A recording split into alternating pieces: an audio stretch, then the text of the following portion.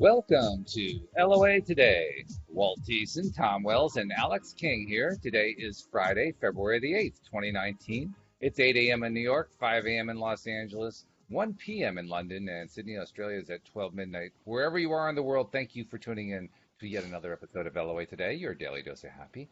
And we are glad that our live stream listeners are also starting to stream in. Hello to people who are saying hello as they stream in, which is a good thing. This is a Q&A. If you are listening to the live stream and you want to insert a question into the comments section, we will be glad to address it, bring it up, talk about it. And in the meantime, we're just going to kind of catch up because we haven't talked to Tom in a week. Tom, how's it going? I mean, I know that you said before the podcast got going that you haven't had a whole lot of winter, but it's pretty cold there right now, so I hope you're snuggled in. Yeah, some of the coldest days of the whole year got down to -9 yesterday, which is really cold for this area. It doesn't happen that much anymore. So that was rare. And this morning it's -1. So yeah, that's pretty cool. I like that. And we got 7 inches of snow, and so it feels like winter. So you're finally getting the snow. I mean, that's Yeah, a little bit. Yeah.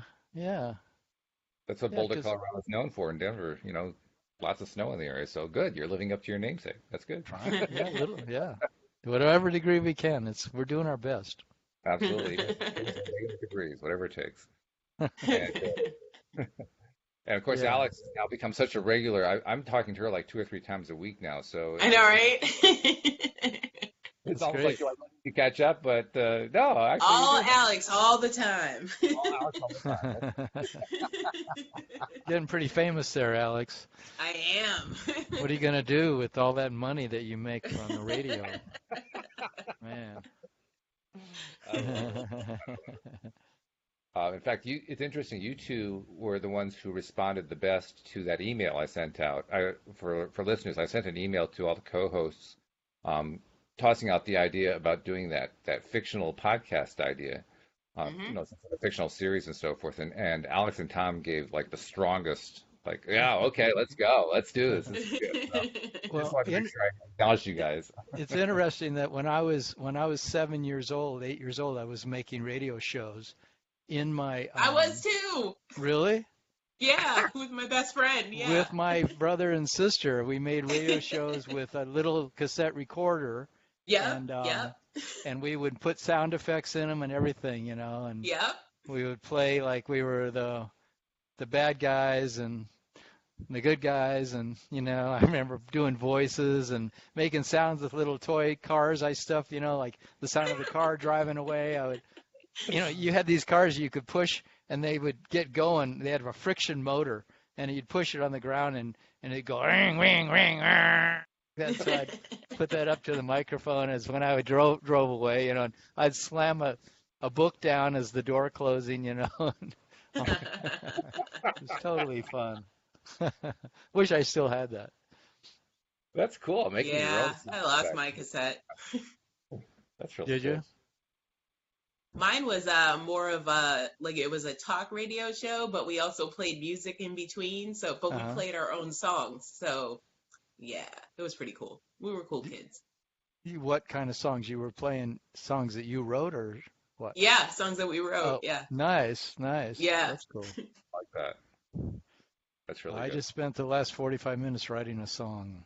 Pretty fun. It is fun. First time I've done that in a while, so I'm excited to get Feels back good, to it. doesn't it? Oh God, it feels incredible.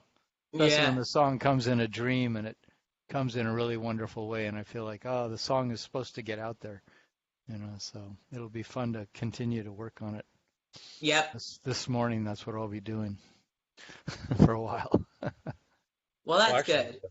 I mean, Alex and I were working earlier this week on this idea of starting a podcast, and we actually started fleshing out some characters on the yeah? show. Yeah, Oh, which is man. kind of fun. Yeah. Oh, cool. Well, maybe it'll happen, man. That sounds good. Yeah. Well, you got to start somewhere, right? I mean, Yeah. Yep. That's right. you are. Yeah, And just let it flow. it's funny too when you get started on a project like that. I mean, after that show, Alex, I had been thinking about the characters we started to kind of create outlines about, and ask myself, okay, So why do they behave in the way they do? Okay, this person has this characteristic and that has that characteristic. So why do Hmm. they behave the way they do? I'm playing it out in my head, right? Yeah, yeah, And they're becoming a little bit more real every time that I do that. Were you doing that too? I was. Yeah. Yeah, I was talking about it with my therapist, and she was like, "Oh, you guys really delve deep into the characters." I was like, "Oh yeah, oh yeah." Cool. There was no stopping us. Yeah. Oh, Yeah. cool. Yeah, we That's didn't really great. mess sure. Well, that's the other thing that occurs to me because I mean, we have here just on the podcast alone, and you have, a lot of people have therapists and so forth. We have life coaches. We have all these Hmm. people who have all this experience dealing with the kind of Hmm. characters that we're creating for the show. Exactly. So, Hmm. so we can make this real. I can talk to Tom and say, so Tom, we have this character who's going to do this, this, and this. Does that make sense? Tom can say, well, yeah, except you probably want to have them do this, this, and this too. Oh Right. yeah, I'm part of Right. that. Cool. Let's do it. In fact, if you want, Alex, you want to try to give a quick summary of what we came up with so far from what you remember? Okay. So, our main character so far is her name is Nancy, but Nance for short. And she's a talent agent in LA. And she's book smart but a little naive. She's recently divorced from her husband. I want to call him Mateo now, but but originally his name was Brett because I want him to be Hispanic. I don't know why. That's all right. That's cool. Yeah, so they have two kids. What did we name the kids? Lana and well, the other one it was going to be Brett and then Brett Jr., but obviously Brett Jr. doesn't work if his name is Mateo. So Yes, now it's Mateo Oh, Jr. you can still have Richard. No, no, That'd no. just be Now it's weird. Mateo Jr. Mateo Jr. Mateo Jr. But Mateo Sr. is an electrician who works for another company, but he wants to work for himself, but he doesn't want to take the risk in taking the leap of the financial stability of the family and all that stuff. So what else did we come up with? I think that was pretty much it in a yeah, nutshell. it Yeah. takes a while. It takes a while to Mhm. just do that much. I mean, Yeah. shows. No wonder when you have a TV show or a radio show or Netflix or something where Yeah. they have this whole thing worked out. No wonder they have so many script writers. Yes. No wonder they have so many people involved in the project, producers and executive producers and Mhm. directors and all those. It takes a lot of work to do this stuff. I can't even imagine how it is on the SNL set. Like all those writers, there's like 40 Oh, writers, Yeah. and they got to come up with new stuff every week. Like that's crazy. mhm. It is. Yeah. Yeah. And some of those guys, that's like what Conan O'Brien used to do, and Yeah. Yeah. some of those other guys too, right? That are talk show hosts. They were writers Mhm. for SNL and some of those programs. Second Yeah. City. Jimmy Yeah. Fallon was before Jimmy he was Fallon, on the right? show, Right, and right. then and then I he wouldn't branched doubt out. that Yeah. Stephen Colbert was some kind of writer because he's very talented. I think he was a writer for the what show? What show is he on? No, he's got his own show right now. Yeah, I think he was a writer for the Daily Show before he got his own uh, show. that could be. I mean, you go back long enough. David Letterman was a writer before he became David Letterman. Oh, really? Hmm. Yeah. Wow. I think you have to have that background to understand your job Very as a helps. host. Hmm. Yeah. Yeah. I think you're right. Yeah.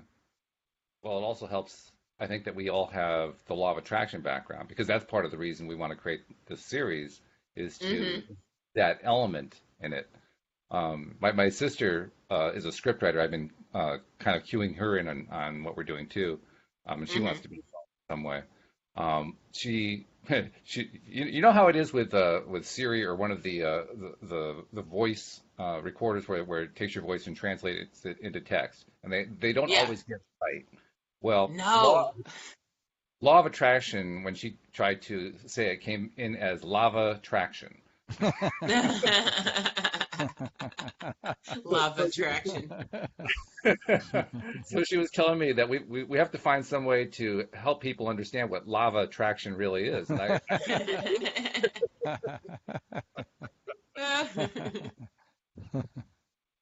but Yeah, no, you have to really enunciate when you're using those things. No, you yeah, do. no Yeah. kidding. I use it constantly, but I'm getting pretty good. I don't make near the mistakes I used to make it, but I have to speak like this every single time I record things. I talk Exactly. very clearly, you know. And Probably even good. then, huh? I mean, we do a podcast. It's probably good for us to actually learn to enunciate that well. So Yes. Siri Yeah, actually helps us, to do podcasts. I think it might. Well, I I learned think it it's, at a young age how to enunciate. It was part of it's a class we had to take chorus. So Hmm. you actually had a class in enunciation? yes, it Wow. wasn't like a whole class, but it was like we would take a couple of classes out in chorus and be like, okay, and today's enunciation day In chorus, you say? in chorus. Yes, So you were a singer. yes, Oh, okay. So it was part of your singing to learn to enunciate well. yes. You have to, Oh, that's good. otherwise people don't know Yeah, what you're singing. yeah, Especially yeah. we're singing in different languages. We were singing in Latin sometimes, so that's important. Oh, tantum Hopefully we're all singing ergo in languages. sacramentum. We actually have our first question while we're meandering here. We haven't really talked about any topics in a law of attraction way, but we do have a law of attraction question. Sarah's Uh-huh. saying, when did you guys discover law of attraction, and what made you want to learn more and give you that passion to help and teach others? Hmm. Good question. Mm-hmm. That is a good question. Tom,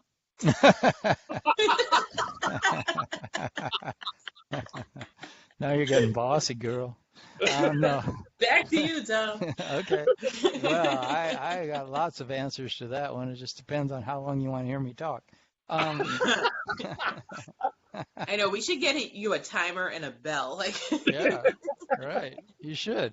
You just bring a cowbell and a like drumstick. 45 seconds is up, Tom. Yeah, right. You should have a little signal you give me, like you scratch your ear or something like, okay, stop. I remember a number of Yeah. years ago, before you tell your story, Tom, a number of years ago, I was involved, many, many years ago, I was involved with this very large singles club in Westport, Connecticut. And there was this big controversy because there was a question about whether board members had been siphoning funds or all this kind of stuff. And I had kind of gotten dragged into it and found myself all of a sudden running the organization because the president was under investigation and so forth. And I'm thinking, what am I doing here? Well, anyway, I'm sitting in front of the entire assemblage of people who had come to this big meeting to deal with this big controversy going on.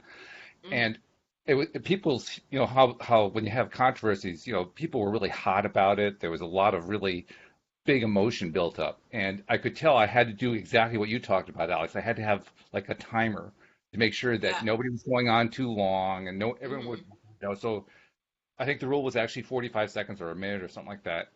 I'd give you the floor and you could go do your thing for 45 seconds. And this one person got up who was well known for being very, very controversial. And I was using an old style timer that you would use in the kitchen to time food, so Yeah. you turn to the five and it would click, click, click, click, go ding. Well, I was using that and I gave him the floor and I'm setting the timer. And as I pull it back, I pulled it back too far. He says his first word and it goes ding. I said, no, no, no, I'm kidding. That was just, I didn't set it right. That's all. Oh, that's funny. That's good. I thought that when you said that. So anyway, go ahead, Tom. Tell us how law of attraction, how you got into it, and what made you decide to, share with others.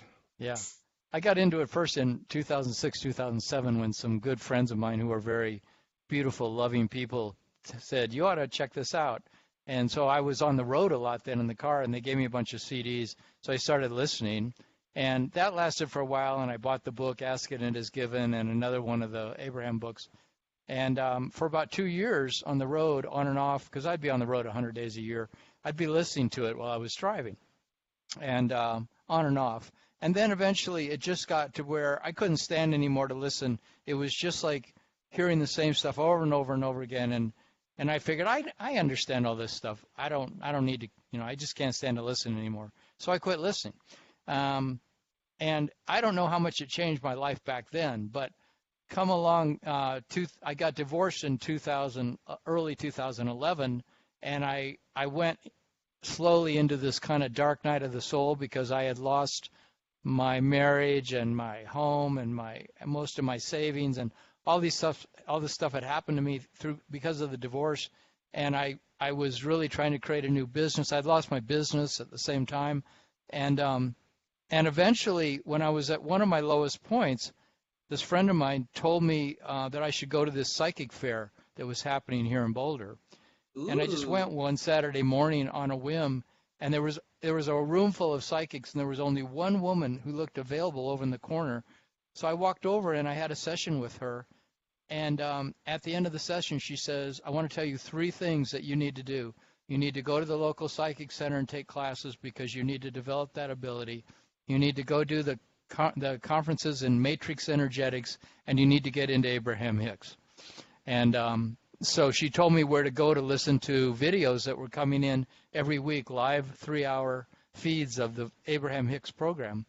So I went to that the next Saturday, and right away, all the stuff I'd been struggling with for 3 years, this was now like 2014, all of my questions were answered. It was like everything in my heart and soul that I was struggling with, I would go in every line. I couldn't write fast enough. It was like answering all of my needs. It was amazing. And I thought, because I'd been studying shamanism and stuff, and I was just looking at Esther Hicks, and, I'd been into this stuff before, but now I was looking at her going, well, she's at least a shaman of some kind. She's definitely like channeling amazing stuff directly from source. And so then I dove into it for years, and I just did nothing but listen to Abraham. I pretty much quit reading every other book. I even got rid of a lot of other books I was into. I decided psychology didn't matter. No other philosophy mattered. I just jumped into it completely with both feet. And that's when I eventually got trained as a law of attraction coach, because I felt like this is so powerful that I want to help others discover what I've discovered, because I no longer had problems in my life. I had an answer for everything, which I got by listening to Abraham. So basically, I just sold my entire soul to the devil called Abraham, and you're really helping us convince people this is not a cult. Who said it's not a cult? Oh, God. Just because it comes from divine revelation doesn't mean it's not a cult. Kool-Aid is in the back of the amphitheater. Kool-Aid is in the back of the amphitheater. But no, it's been wonderful, and I'm still tweaking it and playing with it. I'm no longer like so fanatical. I now read psychology, and I listen to all kinds of other sources of information about life, But it definitely was wonderful to have that come along, and I love things that are channeled. I'm reading a book now called Talking with Angels that was channeled in 1943 through 3 women and a guy who were waiting for the Nazis to invade Hungary, and this entity started speaking through one of the young women, and this is an amazing book about those women asking a whole bunch of questions, and 3 of them went on to die in Auschwitz, and the one who lived wrote the book, Talking with Angels. Very powerful. So there's a lot of sources of beautiful inspiration that are out there. So how about you, Alex? How did you get into it? And I got into it. I was also on the road doing what was I doing? I was not selling, but teaching different hairstylists across the East Coast how to use certain products that my boss was selling. So I was teaching that. So I was doing that, and then I don't know who introduced her to The Secret, but she was like, I bought you a DVD, you gotta watch it. So she came over for dinner one night, and we watched the DVD, and at first, I was like 22 at the time, so I was like, okay, this is boring. Where's my wine? I'm bored. And I was like, how long until this DVD's over? But then, then we started listening while we were driving on the road. We started listening to different CDs in the car, and I heard something interesting about this woman who was looking for her significant other, and she did little things like she would never wear a ring on the engagement finger. She would never sleep on a certain side of the bed because she wanted to leave room for her future significant other. Yeah. I was like, that's very interesting. I was like, I'm gonna start Mm-hmm. doing that, and I've done that ever since. Even Yeah. when I wasn't paying attention to law of attraction anymore, I still would not sleep on the certain side of the bed. I was like, nope, nope, my husband's coming. So, And it worked for so you too. it apparently. So yeah, I drifted off away from it for a while, and then recently got back into it when my life started falling back into place, and I was like, you know what? I've had a pretty good life. Things always work out for me, and that's just how law of attraction is for me. Law of attraction is things just always work out for me. So I started getting more into it, and then I met Walt, and then now I'm heavy into it. And I was like, you know what? You got to share your story because you never know who you're going to help. So that's how I decided I was going to get into it and start helping people. Very cool. And for me, How it about you, was Walt? it was 2007. November 2007 is when I first saw The Secret. I had been aware of that was the first I heard of the term law of attraction. I had been aware of positive psychology, positive thinking, and so forth for many years, having read Napoleon Hill and having bought one of the Tony Robbins series and so forth. Hmm. But when 2007 came along, I had gone out on my own. Well, Louise and I married in '99. A couple of years later, we moved to Virginia. I had already gone out on my own to be a self-employed person, and I was building websites and doing all that stuff in the early stages of the web being built out. But by 2007, and I'd also had created a successful website selling long distance services back when that was a thing. But of course, that was gone now because cell phones and unlimited plans and so forth. So that was pretty much disappearing. And this web business that I built up was doing okay, but then comes the financial crisis. And unfortunately, most of my clients had been nonprofit organizations that all disappeared because of the financial crisis. Wow. So my business just went 2008? 2008, yeah. Oh. So and I could see and I'm kind of blessed or cursed, depending on your point of view, with Mm, having a lot of understanding about how economics works. So I was one of mhm, the few who understood that the crisis was coming well over a year before it arrived. mhm, And I was terrified because I didn't know what to do about it. Like I mhm, knew it was coming, but how do you deal with the fact? Because I could tell my business was going to disappear, and it did mhm, virtually. Yeah, And mine did then too. what was I going to do? It's bad enough when you lose your business, and you went through that, Tom. But it's Yeah. even worse when you know in advance that it's going to come, and there's nothing you can do about it, and you live yeah. with that for a year. It's like, Yeah. oh, Yeah. Yeah. what am I going to do? Yeah. Which, of course, from a law of attraction perspective, is guaranteeing you're going to have a really bad fall because all you're thinking about is, oh my God, my business is falling apart. Yeah. Yeah. Well, 2007, November, saw The Secret and was intrigued by it. I had previously been exposed to some of the concepts surrounding it by my sister, who was very much into spiritual and mystical stuff and psychic phenomena and so forth. But I had always had a very analytical mind, and I kind of kept it at arm's length. Yeah, oh, that's cool, sis. Great. Okay, fine. But when 2007 comes along and I'm dealing with all this, all of a sudden it's like the old saying, when the student is ready, the teacher will appear. Well, the teacher appeared when the student was really ready. The student was Mhm, just like back against the wall, like I had no idea what to do. The movie shows up, and I still didn't know what to do after the movie had shown up, but I mhm, realized I'd seen a glimpse into what the possible solution was. mhm, Um, that following January, I did my first experiment with trying to apply the law of attraction. I've told this story before about how I had a cyst on my finger that had been there for like 9, 10 months. And mhm, the doctor told me I had to get surgery in order to get it removed. And I said, well, that seems like a rather mild thing to try to eliminate. Let's see if I can eliminate that with the law of attraction. And was bombarding it with gamma rays and everything, and nothing was making it go away. And then I finally took my mind off of it and decided that my finger looked perfectly healthy. And 2 weeks later, it was gone. I said, "Okay, that's cool. That's cool. I like this." Yeah. A couple months later, now this is during the time when my father was dying, and he died a few months after that.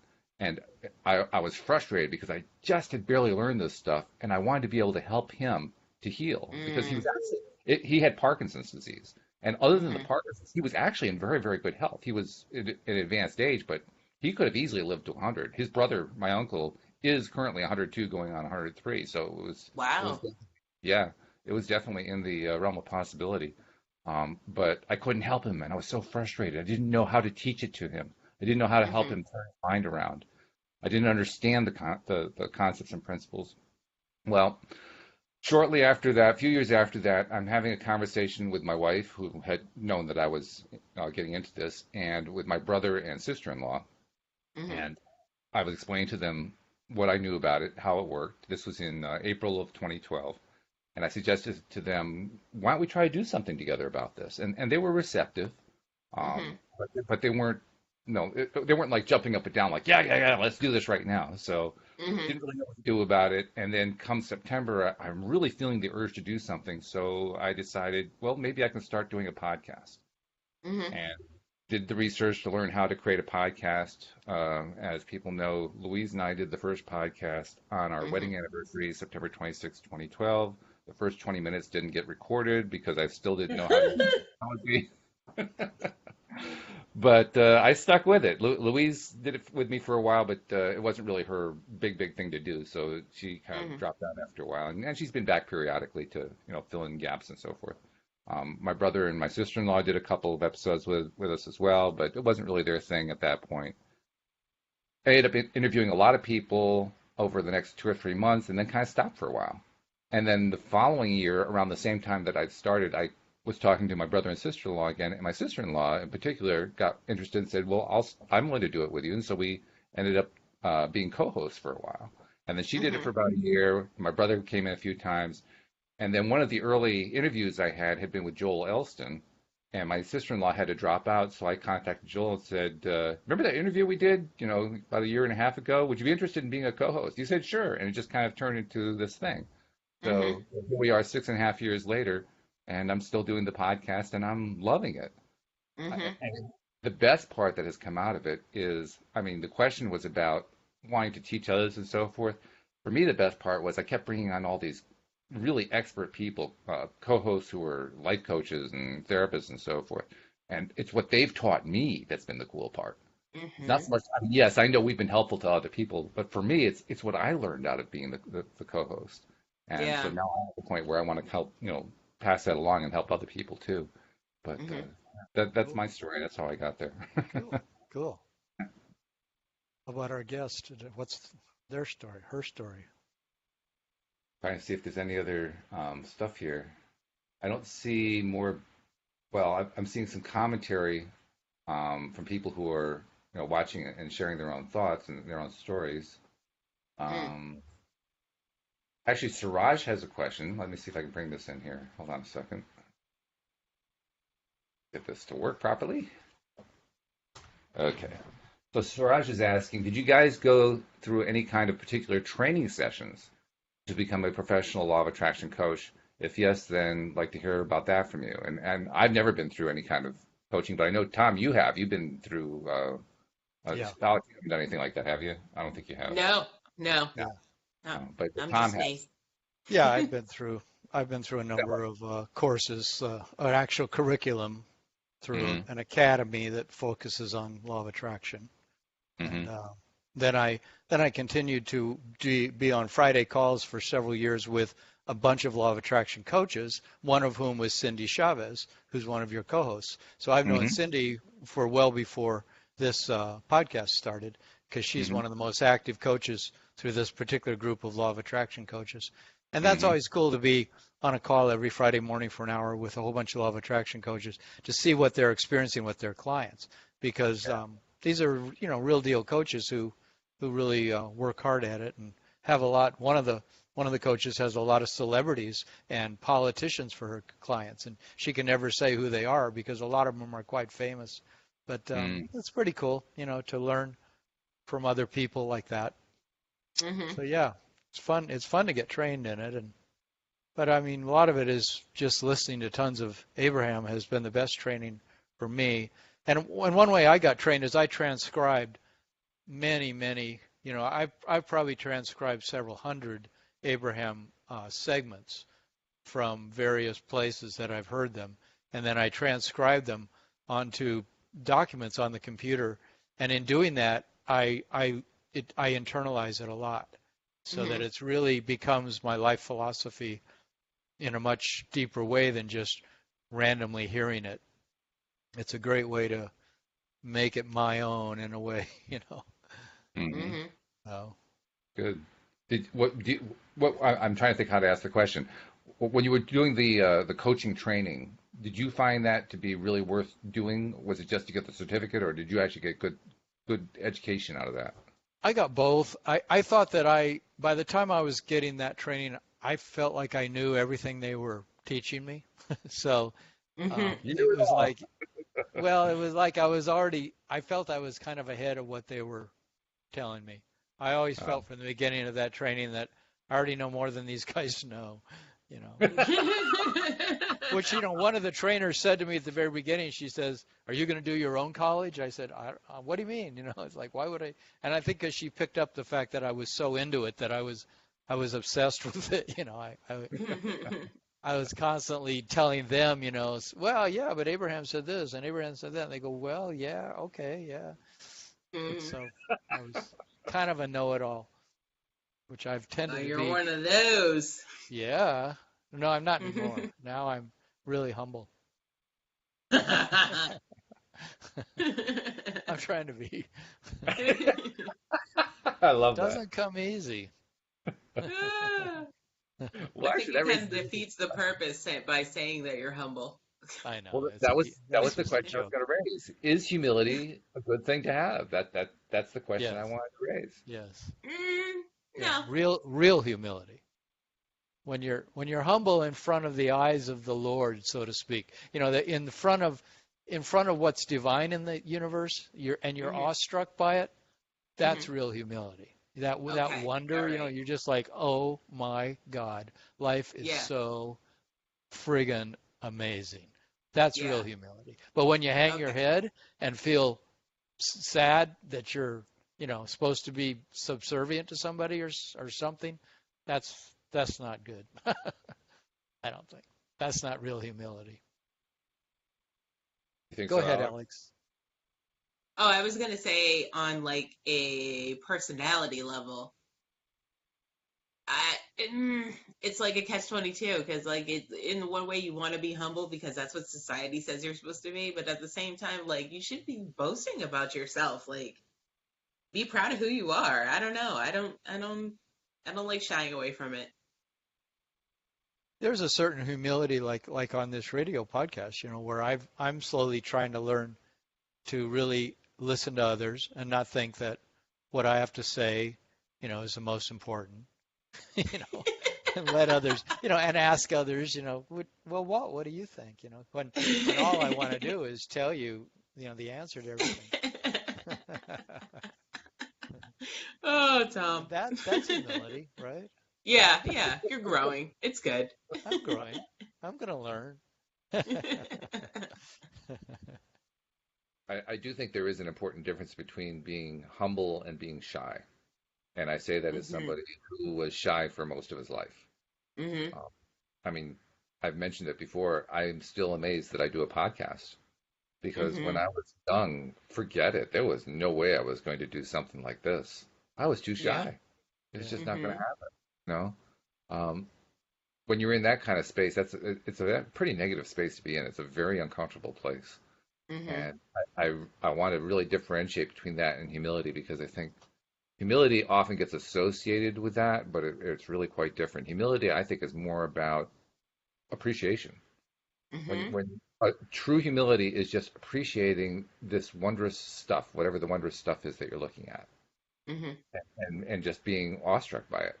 Yeah. You Mhm. know, and when you're in that kind of a place, I don't know, maybe that's not what other people's definition of humility is, but it's mine.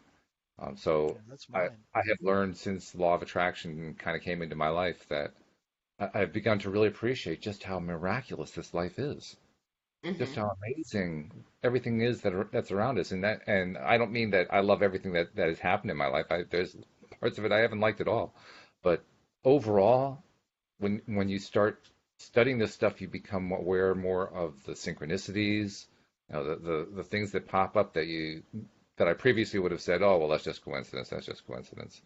Hmm. But you see enough of them, you say, my God, there's an awful lot of this coincidence going on. What's going on? And then you study that some more, and you look at it some more, and you realize this is a pretty remarkable place we live in, this world, Hmm. this Hmm. universe. I mean, you look at the patterns that show up in nature. You look Yeah. at the variety of not just humans but animals and life Hmm. forms. You look at all, and part of it for me was the age-old question: is it just humans who are self-conscious, or are other beings, animals and so forth, also self-conscious? And I began to realize everything is conscious. Consciousness is Hmm. everywhere. And then I think about that and I say, whoa, Yeah. consciousness is everything? Hmm. Everywhere? It's like you're being watched all the time. by But no, that's the by spooky loving ways. eyes, I think. Yeah, exactly. Yeah, I just continue to be more and more amazed by this place that we're in.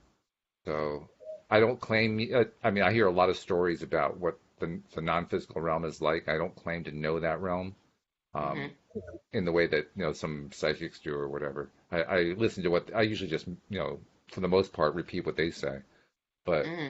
I know that deep down, I believe that non-physical realm is a pretty cool place too. What's happened is from that non-physical realm, a bunch of us, I don't know how big the bunch is, but a bunch of us have created this physical realm, and so Hmm. this is like A our bunch. playground. Yeah. It's our playground, and when I Yeah. look at it that way, that to me is the source of humility. Like, whoa, this is really cool. How did we do this? Yeah, right, right. How are we continuing to do it? Yeah, Yeah. Yeah. yeah. Hmm. When I was studying Native Americans a lot and shamanism, and I started to realize, you get into animal medicine, which is how every animal has a message for us, has a teaching for us, and Hmm. you realize that when Native Americans or any indigenous people lived with nature all the time, the way the earth was created so that we were actually in nature, we weren't just isolated inside of buildings all the time, that Hmm. we were learning constantly from all the other beings. The different types of tree, each tree would teach us a different lesson. Each animal, whether it was the raccoon or the squirrel or the deer or the bear, they would all teach us something because we were with them and we observed them, and they would come into our space and their consciousness that is just as vividly aware of what life is as we are, but each with their own particular message, each with their own particular understanding. And I feel, God, that's so cool how what that must have been like, and because now, there's so much wisdom just in the little bit we know about animals, we can learn from them, and they still show up in our lives to whatever degree. I mean, even our cat and our dog can teach us so much.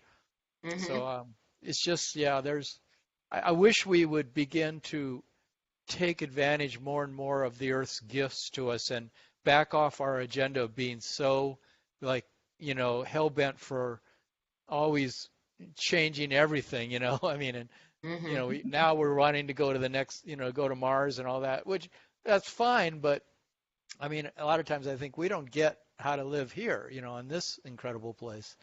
Hmm. We've forgotten a lot how awesome it really is. Well, let me We ask you a take it for question. granted. Yeah. Hmm. Let me ask you a question because the question came to my mind based on that last bit that you said. There's an old cliche that says the more things change, the more they remain the same. Do you think it's true? Mm. Um, I think that there's probably way it really is there's universal laws that govern the beauty of the universe and the way it's all unfolding, and so no one's getting away from those laws no matter what we do. So Hmm.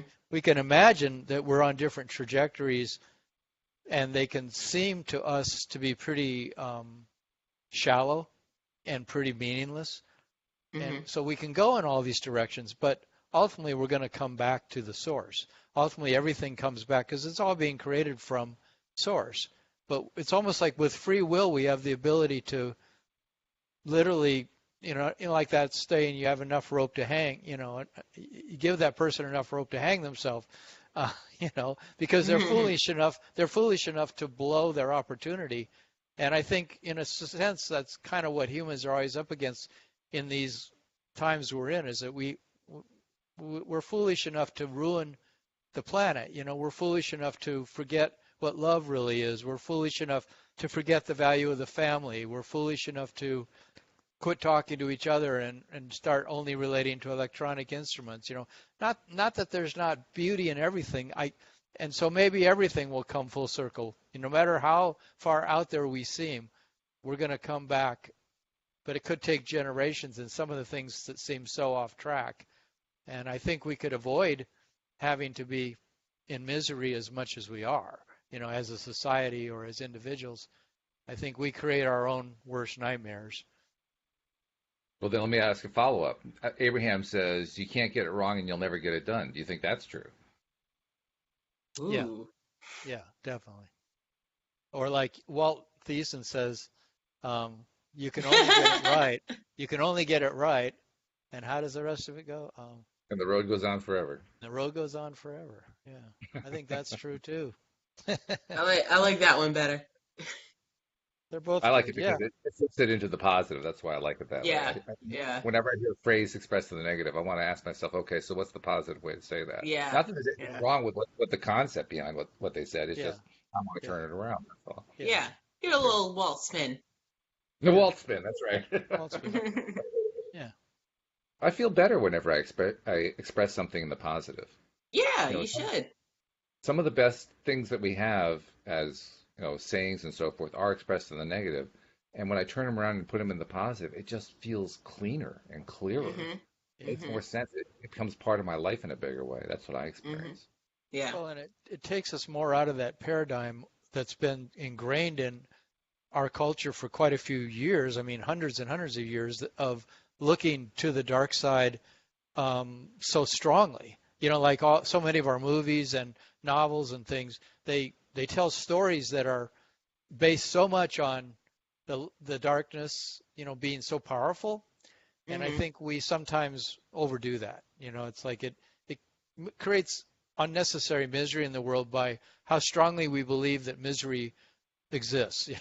Yes, it exists, but we don't have to have it be almost like, put a crown on it and set it up on a throne, saying, it's like playing this Game of Thrones, let's give the darkness this huge, credit. The Game of Thrones. Yeah, but you also forget in those movies and TV shows and such, light always wins.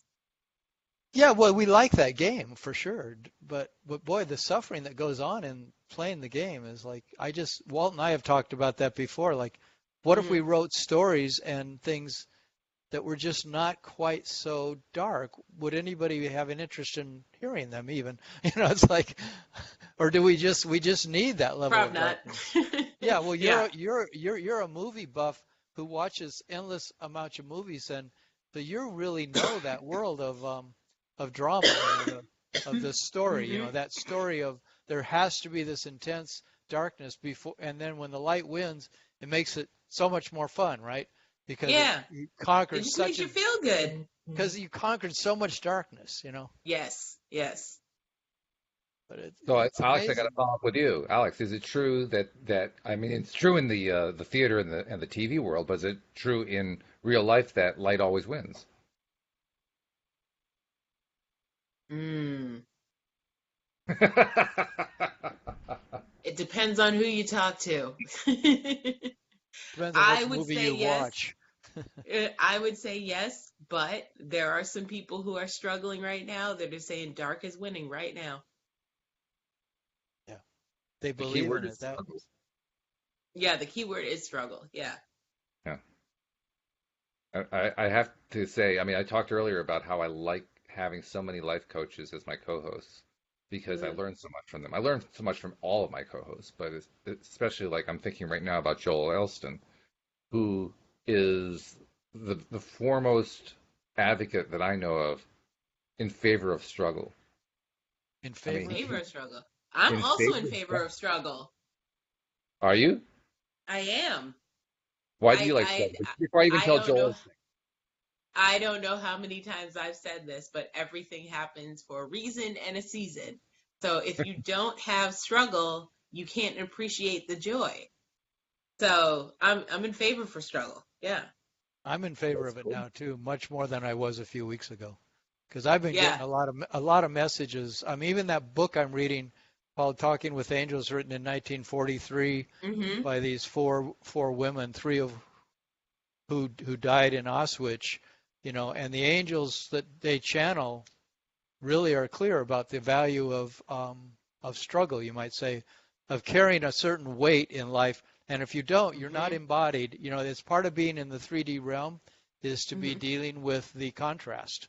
But if you deal with it and you embrace it, you come to know why it's there, and you come to realize that there's a reason to be in this 3D realm, and it involves carrying the weight of the task that we're sort of shouldering here.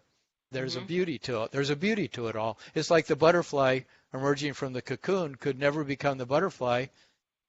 People have tried to help the butterfly out of the cocoon, and those butterflies die, Yeah. because Mhm. they have to struggle, just like probably the Mhm. baby chick has to struggle to get out of the egg, Yep. or it won't survive. And Mhm. so there is something about it. They said even the human embryo, the human baby when it's born, has a part in the birth process where it has to make an effort. They're finding if Mhm. the baby when it's coming out doesn't do its part, it's not as healthy. Yeah. It Mhm. can die from not having made its effort to be Yeah. born. So there's something about struggle. The And what did lessons you Joel learn. Oh, sorry, go. what did Joel Elston say, Walt? No, no, go with Alex first. Go ahead, Alex. Okay. I was going to say the lessons you learn in strife, make teach you a better lesson and give you a better education, I feel. So again, I'm here for the struggle. That's good. Yeah. Right on. Um, Alex Joel would agree with you. In fact, and you, Tom, he goes to an extra mile on it. He says that struggle is where we have our greatest platform for the most monumental growth that we experience in our lives. And he Mhm. also differentiates between struggle and suffering. Mhm. Makes it really clear that they are not the same thing. So No. while someone's going through a struggle may feel like you described it very well earlier, I can tell you I'm going through a struggle. Things aren't really good at all. Things are pretty darn bad. Mhm. But he points out when you're going through a struggle, it's up to you whether you are suffering in it. You don't Mhm. have to suffer in order to struggle. Mhm. And that's a really important point, I think. He tells a wonderful story about a guy who was on a plane with another guy, and the other guy was from Poland. And the Mhm. first guy says to the Polish guy, "Oh wow, I admire you people so much because your history, you've had so many invaders, you've had so much stuff to go through. I mean, the stuff that you've suffered through has just been unbelievable." And the Polish guy bristles and says, "We never suffer. We've had to struggle through a lot, but we are very proud. We have never suffered." For him, it was a point of pride, you Yeah. know? Mhm. I imagine if you talk to people on a lot of sports teams, and they'll say, that we struggle like crazy to win, but Yeah. we don't suffer. Hmm. We enjoy the game. Even if Yeah. even if they lose and they're completely destroyed by you know, the intensity they go through in the game, the hits Mhm. they take, the coach being really mad at them. I mean, all kinds of different things. They make a huge mistake. They're way behind and they've got to struggle for three-quarters of the game and they still lose, and yet Mhm. they keep playing. And if you talk to each of those players, most of them will say, "I love this game. I don't Yeah. care what I go through. I love this game. I don't care that I'm going to end up with brain problems when I'm in my later years. I'd rather play the game." I mean, Yeah. it's like they actually make that choice, I'm sure, because They they do. keep playing. They could leave. They could Hmm. become real estate agents or, you know, Real estate agents. It's not the same thrill. not the same thrill. Yeah. Well, I guess a football fullback could be considered a real estate agent because he's trying to eat up the real estate, but not quite the same concept. Wow. Yeah, he's claiming his territory. He is. He is. They get it and then they lose it, and then they get it, then they lose it. There you Yeah. go. That's funny. Oh So gosh. okay, well, we're on the same page where struggle is concerned and suffering. So that's a good thing. I think that's actually an indication of what we each have learned in our own journeys about learning how the law Mhm. of attraction works. Um, Mhm. one of the things I love about it is that it has such a positive side to it. And there is Mhm. actually a burgeoning positive psychology movement that has been going on since I think the mid 90s, roughly. Yeah. And it's been growing. And interestingly enough, the people in that field will go out of their way to make it clear that they're not into anything mystical, like any of this law of attraction BS. But Mhm. nevertheless, what they teach is so much in alignment with what law of Mhm. attraction teach that it's almost indistinguishable. And Mhm. And so I just and love the fact that there is that really positive side to it. I just love it so much. What was that, and Tom? in quantum physics, I saw this article the other day how 15 of the top quantum physics pioneers who were the original discoverers of all these different aspects of quantum physics, this person had gone back and checked out what happened to each of those people as their lives progressed, and he said they all became mystics. They all became Mm. like very metaphysically, spiritually oriented because of what they learned through quantum physics about how the observer is creating reality. And they Mhm. started more and more to see that not only was the universe this incredibly precisely organized, geometrically perfect experience, but that they were in awe of it. That they were just completely blown out how it was their observations of the universe that were determining how they were seeing everything, that it was all, they were intricately connected to it, and they became mystics because of it. And Mm. I want to actually get a hold of that article. I just saw a little bit I was, going through the internet one day, and I saw that, read a little blurb about it, but I didn't have the time then to read the article. But I wish I would have made a note of uh, of the article so I go back and read it. I'd be curious to see what they say. Because there's people Mm. like John Wheeler and David Bohm and these guys, who were the real pioneers of. Well, look at Einstein. They quote Einstein constantly. Mm. Einstein said so many amazing things. Where did all that come from? Came Yeah. from a lot of his his his research, the things he learned about the universe. Mhm. It reminds me of a line from the old movie Close Encounters of the Third Kind, where Mhm. they're up on the mountaintop and the ships are starting to come in and there's this one brief pause and one of the researchers turns to the other one and says Einstein was right, and the other researcher says Einstein was probably one of them. Right, right, right, right. Yeah. Which is kind of funny. But yeah, this is just amazing stuff. The particular thing you mentioned, Tom, the observer phenomenon, that concept has stuck with me so firmly that I now look at things like, there are always these news articles about, all the things that are bad for you and that, research has proven this and science has proven that, you want to stay away from red meat and global warming. Just like this endless series of things that are just so bad for you that research has proven is so bad for you. And I keep thinking to Mhm. myself, observer effect, observer. Yeah. Right, right, right, right, right. And I just laugh at it because it occurs to me these people who are very serious people who have studied hard, who have done a lot of research, they've really tried to apply themselves, still don't get that they're the ones creating the reality. Yeah. Yeah. It's amazing. It's amazing. And I was certainly one of those people. I mean, for Mhm. years, I never considered the idea I was creating my own reality. Never occurred Mhm. to me. Yeah. Yep. But Same. when you wake up to it, it all of a sudden is an entirely different universe. It's an entirely different place to live. Yeah. Mhm. It's a cool place to live. And there's a balance. I mean, the main question I wanted to address today on the show, which we didn't really go in that direction, but was going to be the question is, well, what's the balance between the fact of we create our own reality and the fact that reality is being handed to us by an omnipotent, all-loving force called Source, and that all Mhm. what we're doing is we're putting our requests into the vortex into the, you might say you're putting it into the field, but there's this magical field that's unfolding it all. That we are somehow, we're the observer, observing it all and unfolding it all, and it's being unfolded for us by this divine, loving, omnipotent, all powerful. Well, I guess that's what omnipotent means, but but there's something going on here that is bigger than just saying I create my reality. Although that's a good thing to continue to explore, over and over again. How does the observer? How are we all one with that creative love, that creative power, that creative beauty? How are we all totally the vehicles of it? And we are it. In some real way, we are it. Like Abraham always says, the greater part of us is source.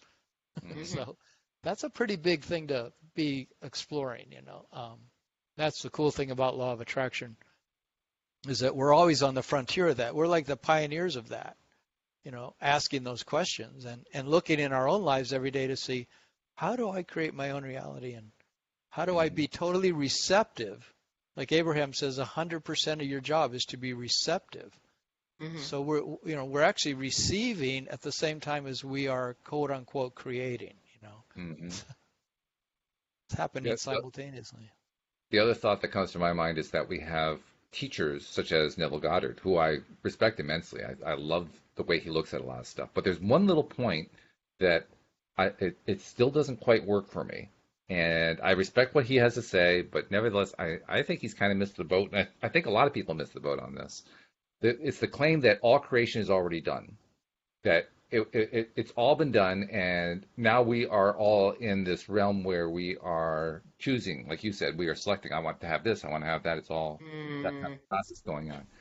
And the only reason I even mention that is, if it's all done, what they're really saying is this infinite number of possibilities of the way life could be laid out and the different kinds of creations that could be done, that's all completed by now. It's already been done. And I say to myself, that doesn't make sense.